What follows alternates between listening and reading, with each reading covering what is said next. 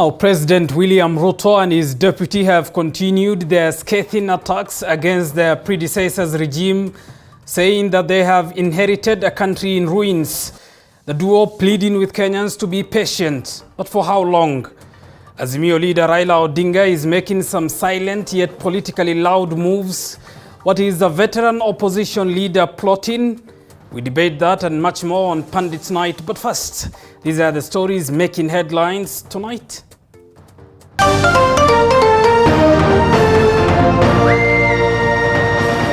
Tonight, nominees for different cabinet positions in President William Ruto's government face National Assembly's Committee on Appointments on day one of interviews. We encourage that the answers be precise, reflecting to the question asked. There is no point giving us excess material where a question is very clear on what the members want. Also tonight, Musalia Mudavadi, nominee for the position of Prime Cabinet Secretary, reveals he is a billionaire. If I take my investments in shares in various in some companies and also the properties that I own, I would put my net worth at about 4 billion shillings. These, as other nominees vetted today, reveal that they are multi-millionaires. And the disbandment of a special unit within the Directorate of Criminal Investigations by President William Ruto elicits mixed reactions.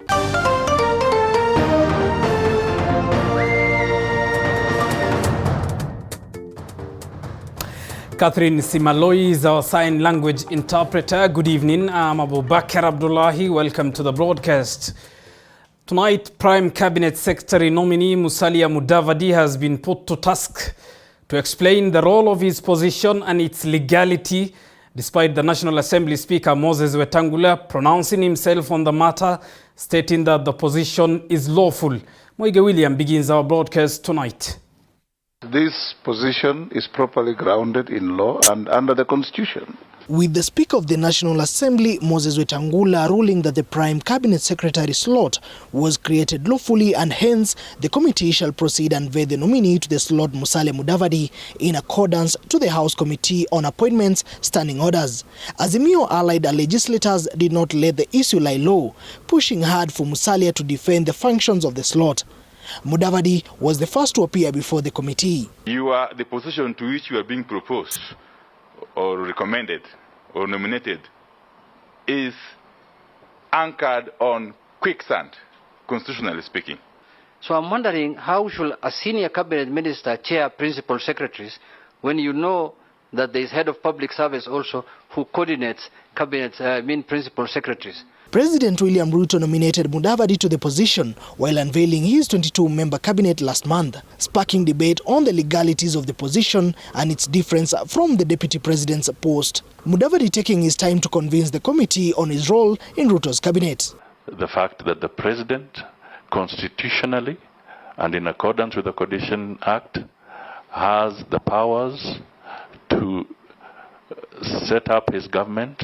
The question of the Building Bridges initiative also came up during the vetting exercise, following the creation of the docket to be held by the former ANC leader, evoked by the August House. Consistently, you said that the Handshake brothers were hell-bent on creating positions instead of dealing with the obvious things of high cost of living. When I was at the Bomas of Kenya, at one of the public functions, I did highlight that there are some good things in that document, and there are also some toxic things in that document. In the Executive Order number 1 of 2022, Mudavadi will assist President Ruto and his deputy Rigathi Gachagua in coordinating and supervising government ministries and state departments, work closely with the Ministry of Interior to oversee government policies, programs and projects, coordinate government legislative agenda, chair the principal secretaries' committees and supervise the technical monitoring and evaluation of government policies, programs and projects. I believe that we have not breached any law.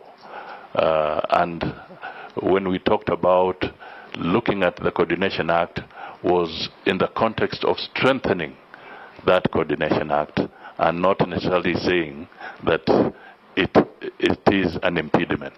Cabinet Secretary's vetting exercise by the 15-member committee on appointments kicked off Monday and is chaired by the Speaker of the National Assembly.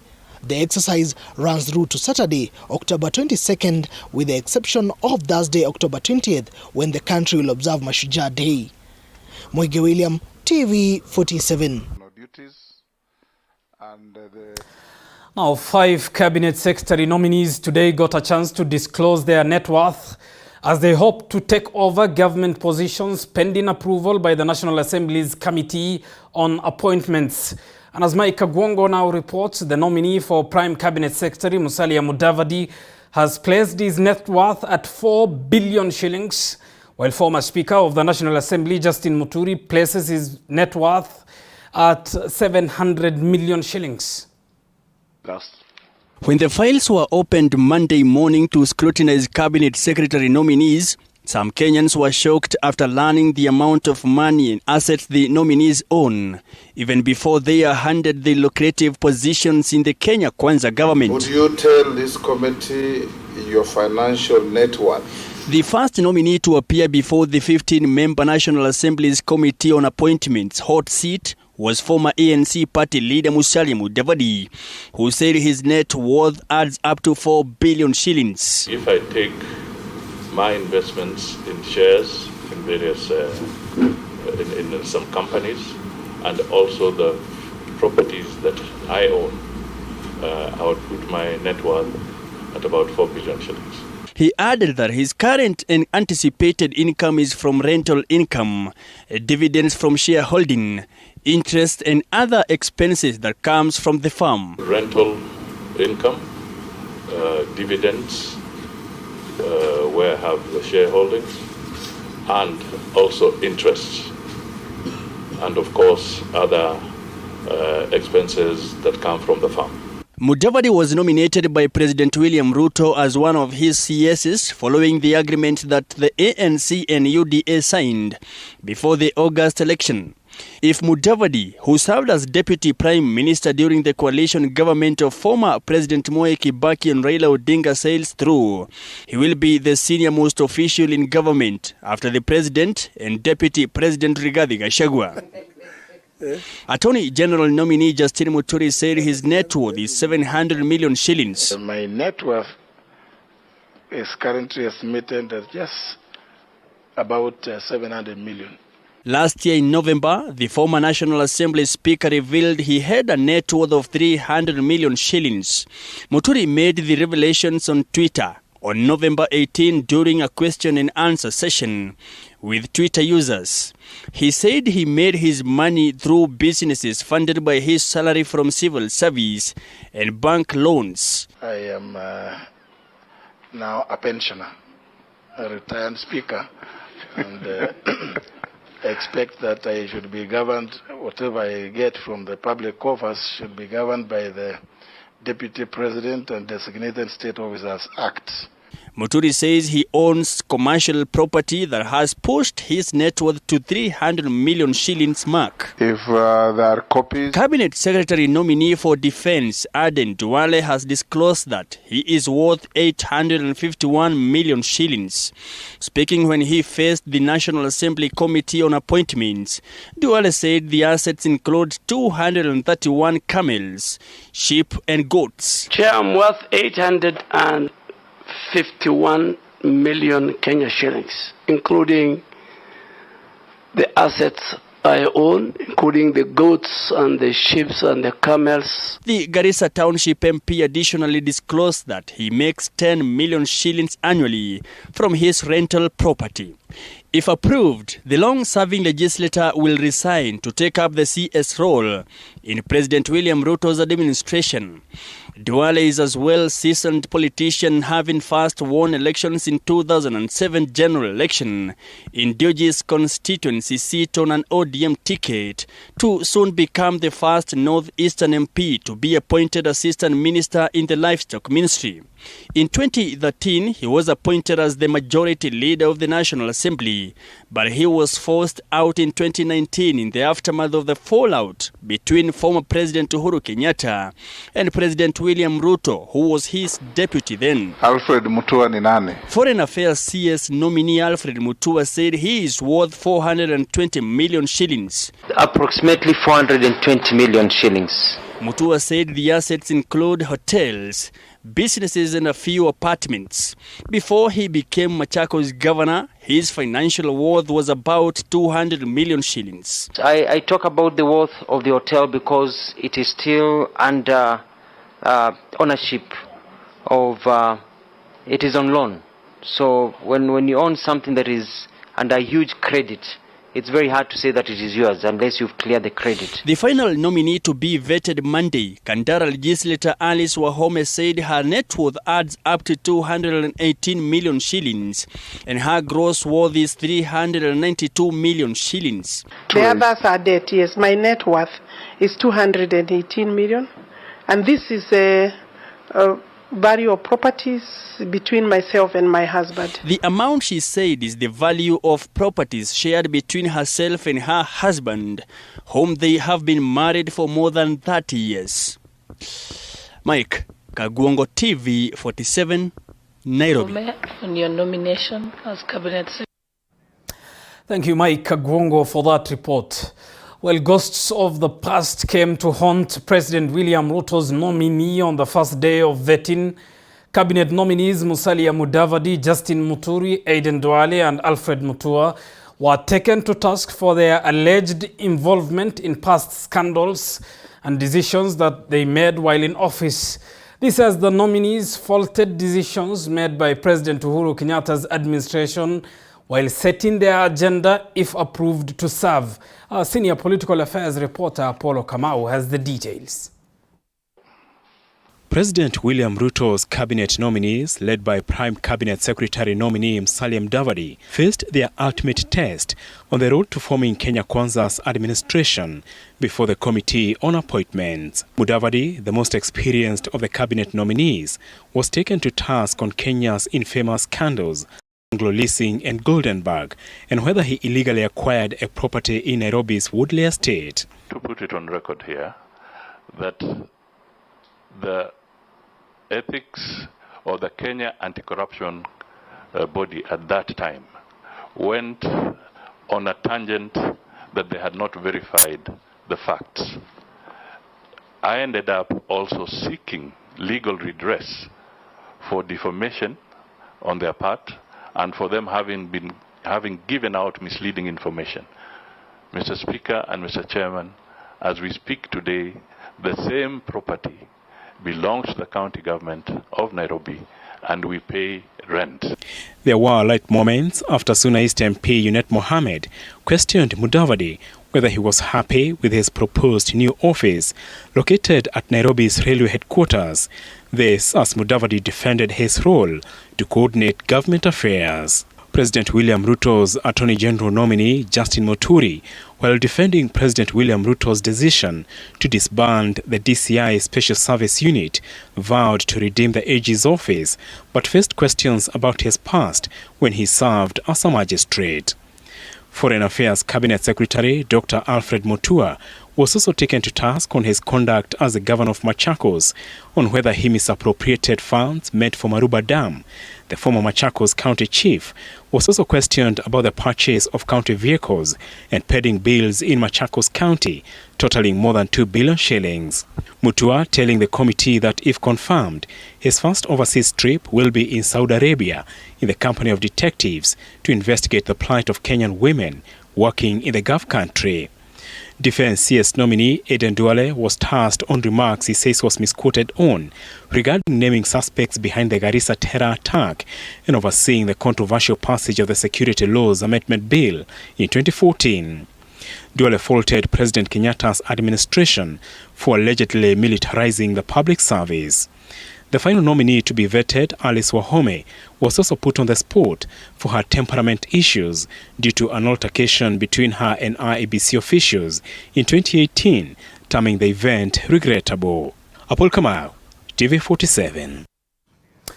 A day after President William Ruto disbanded the DCI Special Service Unit, accusing the unit of using unorthodox means to deal with lawbreakers. A section of politicians and analysts have told of the president, saying he was misadvised. Some arguing that the move will have immediate consequences to the country. This story was produced by Andrew Juma. A move by President William Ruto to disband the DCI Special Service Unit on Sunday has elicited a number of reactions among Kenyans across the country. Kwa na miaka mitano ambayo walitumia kuharibu mambo ya nchi yetu. Uchumi ikaharibika, tukawa na madeni, mambo ya usalama ikaharibika, polisi wakabadilika wakawa ni watu wa kuwaua wa Kenya badala ya kuwalinda. Tumevunja ile ilikuwa inaitwa special sijui nini ya police ambayo ilikuwa inaua wa Kenya kiholela. That is the history we want to forget. According to some observers, the move by the president was wrong, with some saying that the head of state was ill-advised. While facing the Parliamentary Committee on Appointments during his vetting for the post of Attorney General, former Speaker of the National Assembly, Justin Muturi, stated that President Ruto has the powers to make changes in the executive. The president is the hand of the executive. And it is quite in order for him to use what has been said by his cabinet secretary, maybe quietly. It is quite open to the president to say it publicly that he has instructed for this to happen. Remember, indeed, he is the foremost spokesperson of the government. On 27th September this year, President Ruto appointed Japheth Koome as the acting Inspector General of Police after Mutiambai's exit, a move that raised a number of concerns on whether or not the head of state was well advised before making the appointments. So that we avoid the shame of Kenyans killed through extrajudicial killings and put in Yala River and other rivers, we are going to secure this country going into the future. So I want to promise the people of Kenya that Kenya is on sound footing and we have a plan that will take this country into the future. Deputy President Rigathi Gachagua has on several occasions accused police service of using extra efforts to deal with law offenders, saying a massive cleanup must take place in the police service to bring sanity as soon as possible. We cannot clean the mess, the economic mismanagement of 5 years in 30 days. What we are doing right now is cleaning their mess. And they cannot oversight us to clean their mess because they were part of the mess. Moving on, Gladys Chania, the prime suspect in the murder of her husband, will remain in police custody for 7 days to pave way for police officers to conclude investigations into the incident. Meanwhile, the Director of Public Prosecutions, Nurdin Haji, has been given a 3-week period to review a 7.4 billion shillings corruption charge against Deputy President Rigathi Gachagua and his co-accused persons. Sharon Baranga with a roundup of what has transpired in the corridors of justice. Gladys Njeri Mwangi, alias Chania, the main suspect in the murder of her husband George Mwangi Kamau, had a date today with the Kiambu Law Courts. Gladys appeared before the courts alongside one of her employees, Maurice Mbogwa, who is also a suspect in the case. The two will remain in police custody for 7 days as investigations into the case continue. Preliminary investigation conducted by the police shows that the suspects in court are linked to the murder. And Your Honor, there is a worker by the name, what is the name of the worker? Yeah, there's a missing person by the name John. He's only known by one name, John. He was living at the deceased house in Mangu, who is missing to date. And the presumption are that if the deceased was eliminated, he must have been eliminated too. So going by the nature of this case, it is complex. The 24 hours granted by the law is not sufficient. The matter was, they were arrested on Friday, and a lot need to be done in order for evidence to be gathered so that the person who is culpable is arraigned before this court to take plea.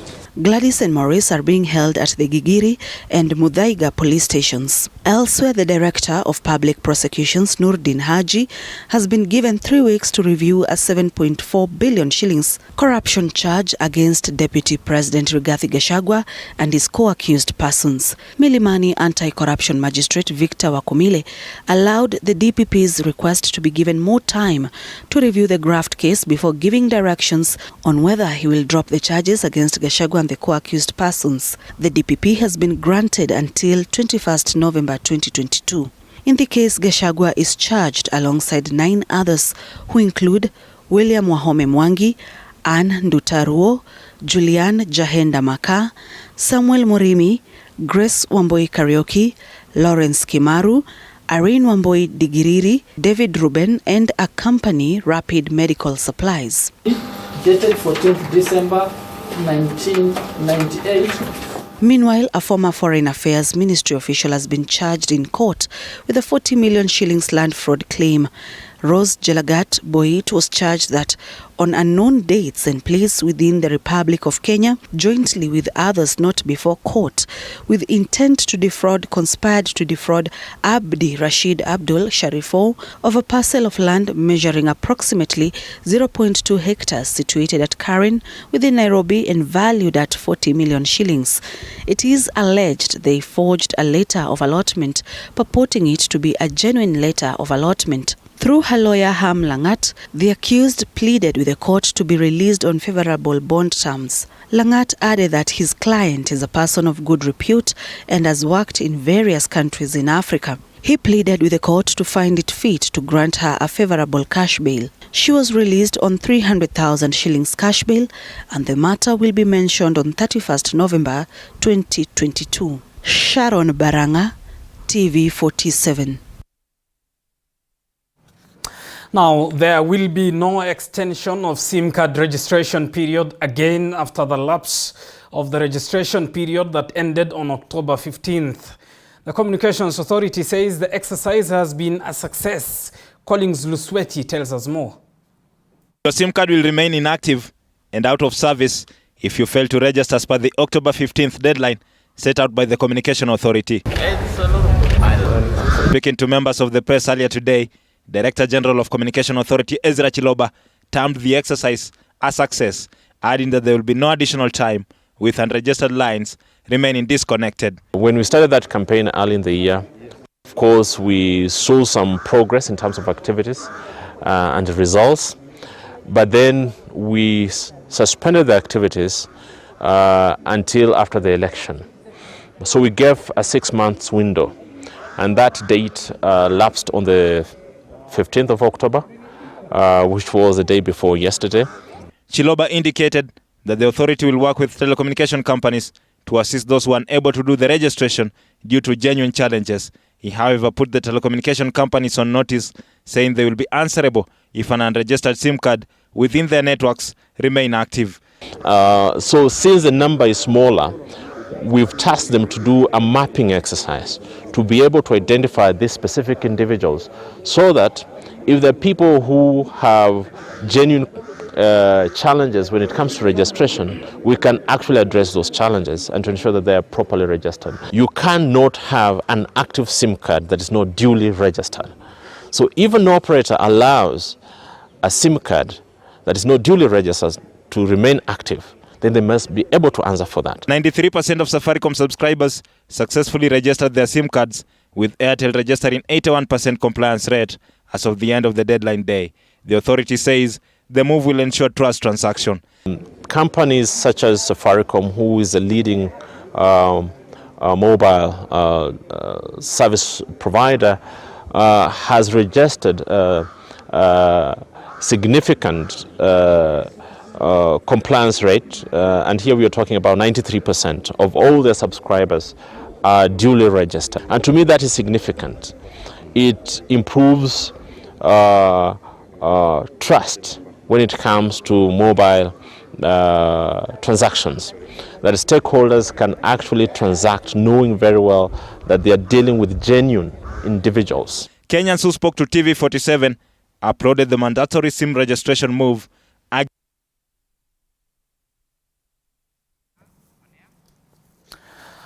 Apologize for that. Now, with 2 days to the Mashujaa Day celebrations, Interior Principal Secretary Karanja Kibicho has announced the completion of preparations at Uhuru Gardens.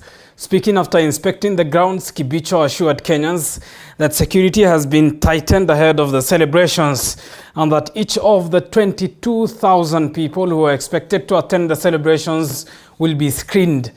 The gates will be open to the public from 4 a.m. as the event is slated to start at 10 a.m. And confirm that we are ready and we are satisfied with the arrangements so far of this venue. This is not a new venue for us. We have been here before. This will be our third celebration in this venue. We'll open this venue at around 4 a.m. to allow people because of the screening. We expect to host about 22,000 Kenyans. And I'm taking this opportunity to invite all of us to be here to celebrate the Mashujaa Day. We will have our program starts at around 10. We expect everybody to be seated at 7 a.m. so that we can have our early morning entertainment before the arrival of the VVIP, His Excellency the President. Moving on, residents of Kibwezi area, Makueni County, in conjunction with Kenya Wildlife Service officers, are on the hunt for a killer hippo that is said to be responsible for the death of 2 people in the last 2 weeks. According to the residents, the attack is among a series of attacks by hippo that has left several others injured.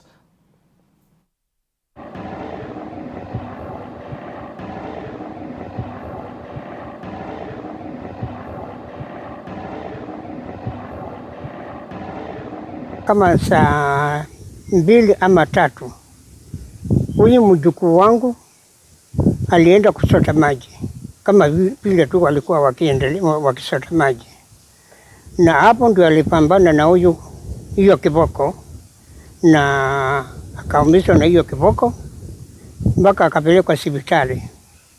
Nilikutania naye hospitali nikakuta ameaka. Kwa simu ya mamake ya babake, mwalimu tunasikia Kisolo amekufa. Anaitwa Paul Kisolo amekufa. Imekuaje? So hakuna venye naweza jibu watoto. Ile kitu naweza wajibu ni kupata hakikisho kutoka kwa serikali. Kwani kiboko imekuwa ya maana kuliko watu. So hiyo ndio sasa tunataka kudeal nayo haraka within the next 1 week. Hapa lazima peace irudi. You're watching TV47 News Tonight. Time for us to take a short break. Stay with us.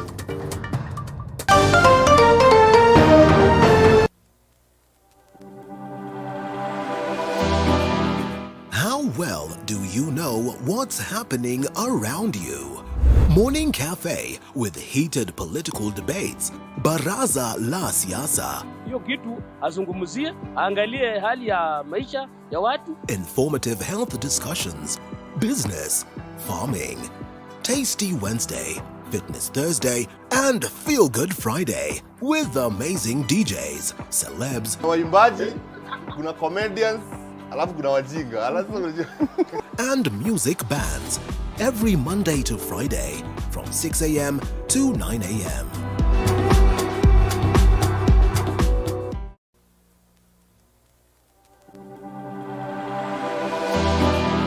How well do you know what's happening around you?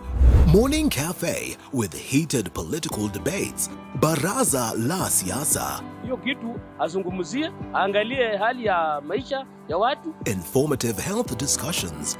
business, farming.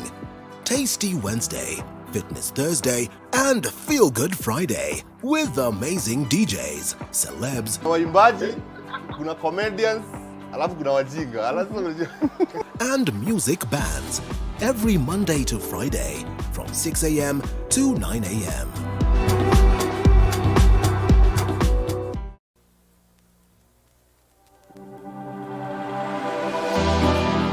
How well do you know what's happening around you? Morning Cafe with heated political debates. Baraza la Siasa. Hiyo kitu azungumzie, angalie hali ya maisha ya watu. Informative health discussions. Business, farming. Tasty Wednesday, Fitness Thursday, and Feel Good Friday with amazing DJs, celebs, waimbaji, kuna comedians, alafu kuna wajinga. and music bands every Monday to Friday from 6 a.m. to 9 a.m.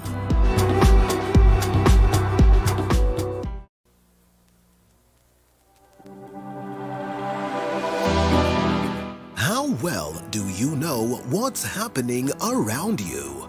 Morning Cafe with heated political debates. Baraza la Siasa. Hiyo kitu azungumzie, angalie hali ya maisha ya watu. Informative health discussions.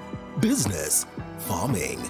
Tasty Wednesday, Fitness Thursday, and Feel Good Friday with amazing DJs, celebs, waimbaji, kuna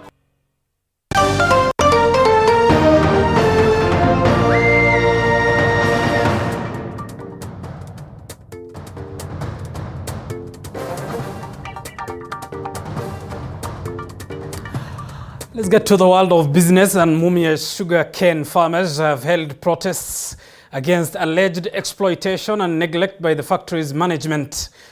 While speaking and addressing the media, the farmers have accused the managers of repeatedly exploiting them, yet they are the primary stakeholders in the operationalization of the state miller. Led by Didmas Mwangala, during the protest, the farmers said that they suspect the Ugandan investor is working with brokers to their disadvantage.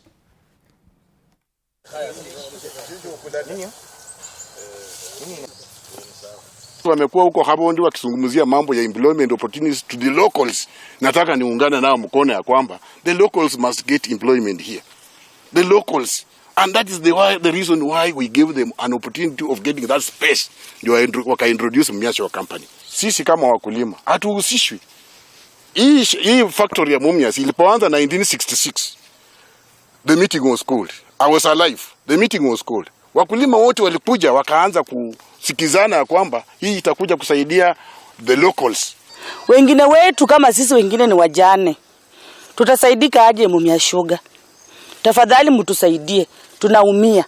Hiyo ni kilio cha wamama pamoja na wazee. Vijana wanalia, hawana kazi.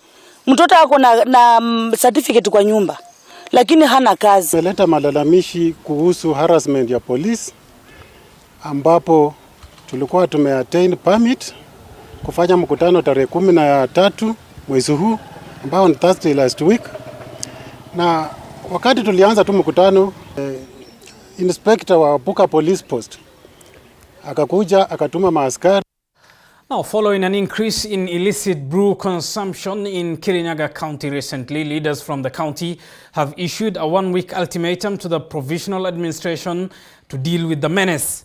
The leaders, led by Kirinyaga Central Member of Parliament Gashoki Gitari, the leaders have vowed to lead the fight against illicit brew that could have a negative impact on the young generation.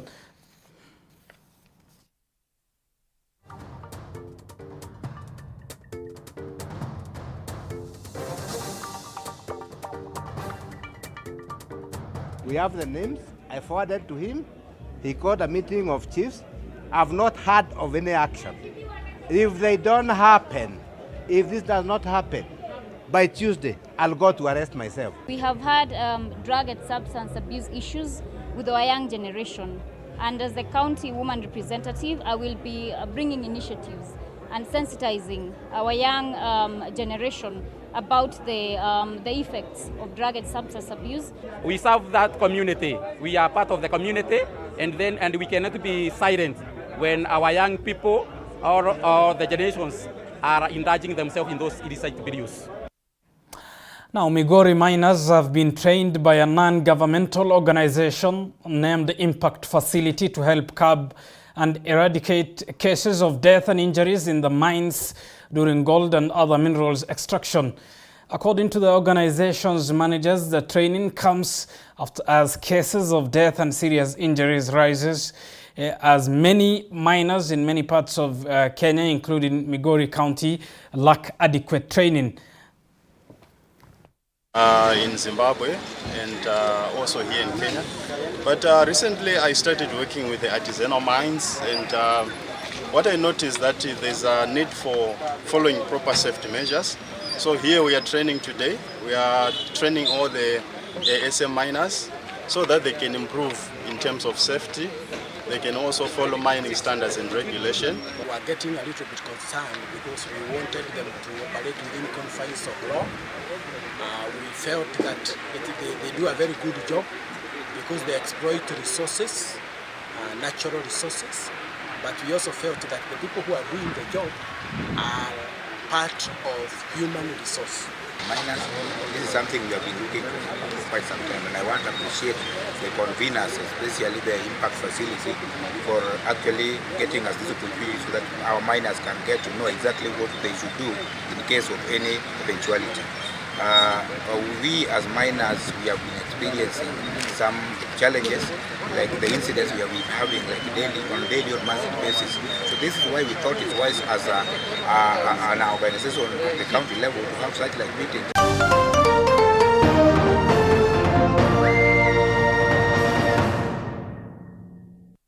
You are watching TV47, the home. How well do you know what's happening around you? Morning Cafe with heated political debates. Baraza la siasa. Hiyo kitu azungumzie, angalie hali ya maisha ya watu. Informative health discussions. Business, farming. Tasty Wednesday, Fitness Thursday, and Feel Good Friday with amazing DJs, celebs, waimbaji, kuna comedians, alafu kuna wajinga, and music bands every Monday to Friday from 6 a.m. to 9 a.m.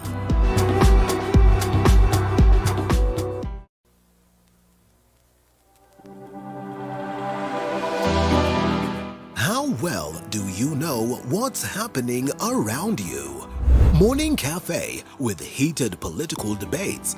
Baraza la siasa. Hiyo kitu azungumzie, angalie hali ya maisha ya watu. Informative health discussions. Business, farming. Tasty Wednesday, Fitness Thursday, and Feel Good Friday with amazing DJs, celebs, waimbaji, kuna comedians, alafu kuna wajinga, and music bands every Monday to Friday from 6 a.m. to 9 a.m.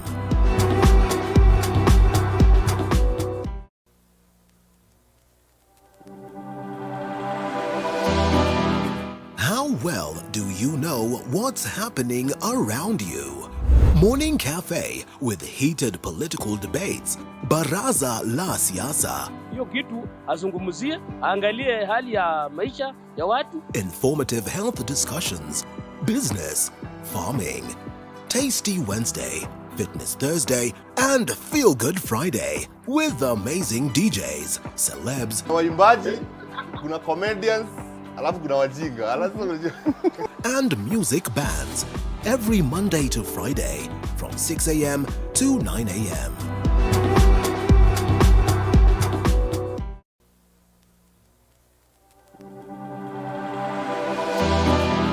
How well do you know what's happening around you?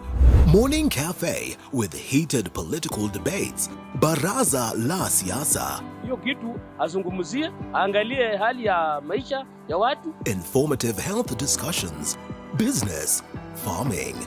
Tasty Wednesday, Fitness Thursday, and Feel Good Friday with amazing DJs, celebs, Waimbaji, kuna comedians, alafu kuna wajinga. and music bands.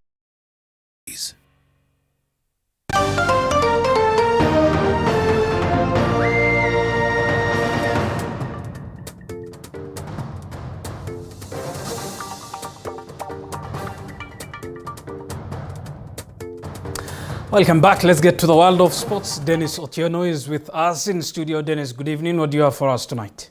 Good evening to Abubakar Abdullahi. Now tonight, we'll be telling you about plans by football stakeholders to have the new season of the FKF Premier League resume by the mid next month. We shall also be telling you about a drifting driver who's in the country. He's actually in the Guinness World Book of Records. He's known as Ahmed. Now he's in the country. We will be telling you exactly why. Of course, those being among the many stories that we've lined up for you in the world of sports. Now, to start us off is Matters Football. Now, the new Football Kenya Federation Premier League season is expected to kick off next month after chief executive officers of clubs participating in the top flight league earlier today met with the disbanded FKF CEO Barry Otieno and reached an agreement to start the league. The club CEOs also agreed that the team that will be on top of the league standings by June 31st will represent the country in the 2023-2024 CAF Champions League, since the domestic league wouldn't have been completed before CAF's deadline. This comes only a few days after the FKF Transition Committee's mandate lapsed, as the uncertainty surrounding Kenyan football leadership continues. The meeting comprised of 15 out of 18 FKF Premier League clubs, as FC Talanta, Bandari FC and Nzoia Sugar failed to attend with apologies. The FIFA Connect portal that we use for player registration will be activated, and all clubs will update their records and player registration and transfers on the portal, which will be active between the date of 20th October to 21st November. We look at that date and work backwards. I think it is realistic that